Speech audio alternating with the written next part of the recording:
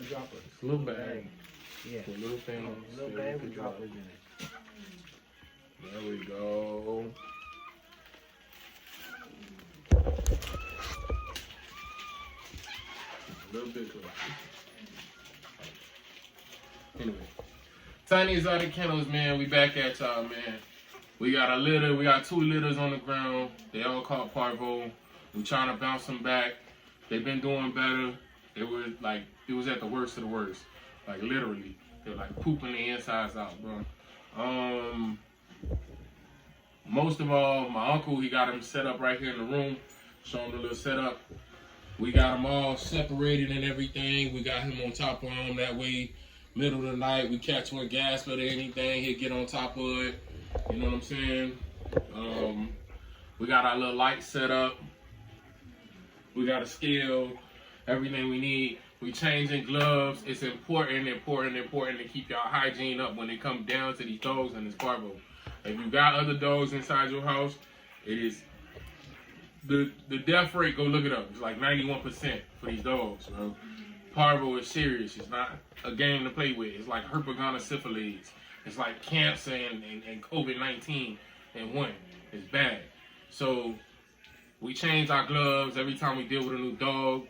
We got them separated. Each one got a new bin.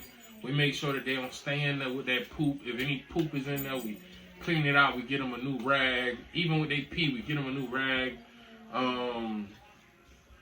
Yeah, man. Basically, just stay on top of the dogs, bro. We doing the best we can with them. This our first time whelping a litter, so for us to be doing this good, it kind of speak for itself. Not saying that all the other whelpers are not good whelpers, but we know a lot of whelpers that have lost a lot of dogs due to the, parvo. Most of all, keep them hydrated. When they catch parvo, they gonna get the worst case of diarrhea. You're gonna smell it in the air. Keep them hydrated, man. Me and my uncle, we kind of just put our heads together, came up with a little solution of how we was gonna feed them and keep all the, the electrolytes in them and keep all that, that good rehydration going on. Also, we want to stress the biggest thing. Come a little bit closer.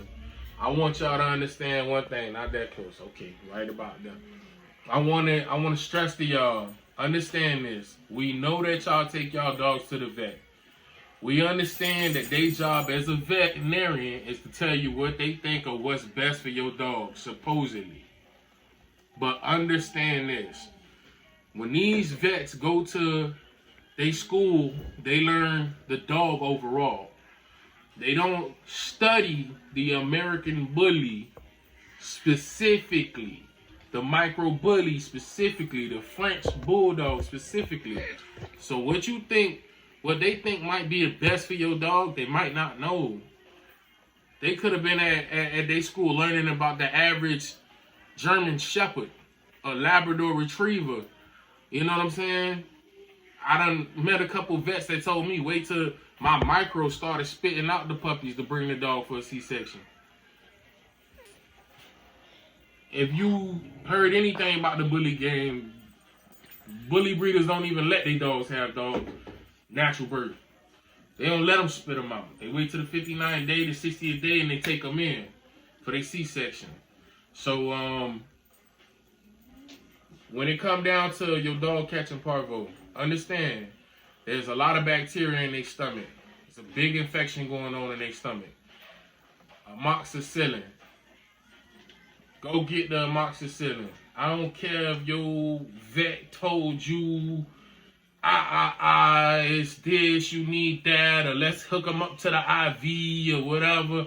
If you got the money to go put them in the hospital, that's $600 a week type stuff, do it. That's on y'all, you know what I'm saying? We don't have that type of money to do that. So we had to treat it ourselves. Go get the amoxicillin so you can cut down some of that bacteria and problems that's going on in the stomach. On top of that, go get you Tamiflu, for they sinuses. You know, they got a lot of mucus build up. Fever. Hmm? And that's for the fever. Also to cut down the fever. You know what I'm saying? I'm gonna show y'all what happens in a minute. When you don't stay on top of that with that Tamiflu. If you don't get that Tamiflu early and you don't get on top of it early, I'm gonna show you what happens, what you're gonna have to end up doing, what we have to end up doing with these dogs. Well, mostly my uncle gotta end up doing with these dogs, cause you know, I'll be done suck one of their lungs out. But also Pectillin. It's basically Pepto-Bismol for dogs. Pectillin. Get you some of that. Start, you know what I'm saying? Every 4 hours, put it on them heavy for the first like 3-4 days. You know what I'm saying? After that, you ease off for, you know, every 6 hours or so. After that, probably once a day. You start seeing signs of your dog doing good. Remember, your dog, it's got a body, its own body function. Something gonna happen there. It's gonna, you know, things gonna start falling into place. If you see it going worse, pick up the dosage. You need to, you know what I'm saying? You need to stay on top of that dog. But real quick, show him what you gotta do with that little bulb. He gonna show y'all what he gotta do. See that mucus build up in their mouth, man, and their nose get serious. So this is what he gotta do. Suck it out from the sides, from under the tongue. If you can get back into the deep throat, also in the nose.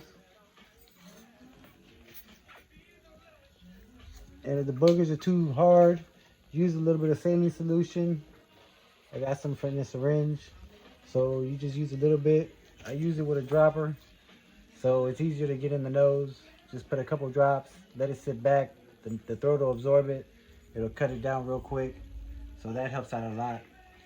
Because what happens is when they're sucking so fast, the milk comes right back up, and it also starts giving them a little bit of mucus as well. And with the parvo, it just makes it out of control. They start foaming out the mouth like mad dogs from all the saliva. Like we said, keep up with the hygiene, bro. Every paper towel, wet wipe, pair of gloves goes in this bin. Then, at the end of the day, we clean out this bin. Then we got disinfectant wipes to clean out the bin, to make sure that we don't track it back in again. After we done here, we do have other dogs to tend to. We have other dogs we walk, feed, touch, play with. So we make sure to clean our hands. That way we don't take this disease back into our house, well, to the other side of the house with the dogs, and pass it over to them, man. They've all been up to date on their shots. They all up to date on their shots, given that, you know what I'm saying? But you never know. You never know. We don't, you know, like I said, this is one of the worst dog killers out there. So, has no cure. Has no cure. Pedialyte. Pedialyte, Pedialyte, Pedialyte. Not straight Pedialyte, 50-50. Y'all cut it in half. You got a cup of Pedialyte, give it a cup of water on top of that. If you ever see your dog going into that lethargic stage, man, where it ain't shaking, give it some of that Pedialyte. Force that Pedialyte on them. And if it don't drink it, you can hit it with the syringe in the back. Yeah, if it don't drink it, you can hit it with the syringe. Why I look like you over there, cuz? I'm right here. So turn it this way a little bit. There you go. Now you're in the middle of the screen. You all right? Yeah. What's wrong with him? Anyway, back to what I was saying.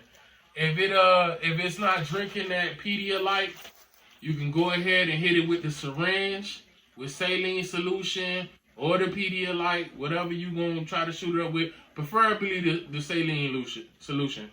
Hit it behind the behind the shoulder blades. Pinch the skin. Hit it. It's gonna look like a little lump. Don't worry about it.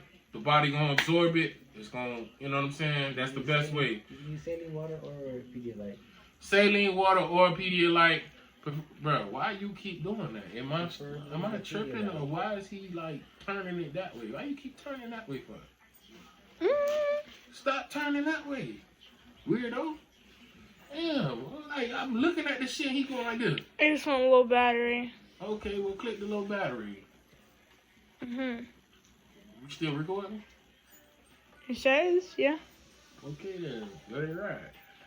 Anyway, back to what I was saying. Preferably the saline solution. Hit them right behind the shoulder blades. You might see a little lump. If you can't get a hold of it, you save it. If you can't get a hold of it, get you some Pedialyte. If you can't get a hold of that, distilled water. If you can't get a hold of that, distilled water. Also, another thing I didn't know, a little trick that they taught me. You can also hit them with a little bit of pancake syrup. Just a little bit. Hit them with that pancake syrup. That glucose gonna spike them, bring them up, give them a little bit of life, give you a chance to put something in them. Because sometimes they get so low, they can't drink, they can't suck, they can't do nothing. I'm gonna punch him. I'm gonna punch him. I saw him gonna punch him. Why you keep moving to the side? Move to the side again, I'm gonna punch you. Force a couple of swings down their throat. I'm gonna punch him. I swear I'm gonna punch him. Look at that. Every time I see this little stick go over here, I'm gonna punch you. I'm gonna wait till you're done. I'm gonna punch you every time I go that way. So if that stick ain't right here in the middle of my fucking face, we gonna fight. Anyway, what were we talking about? Oh, yeah.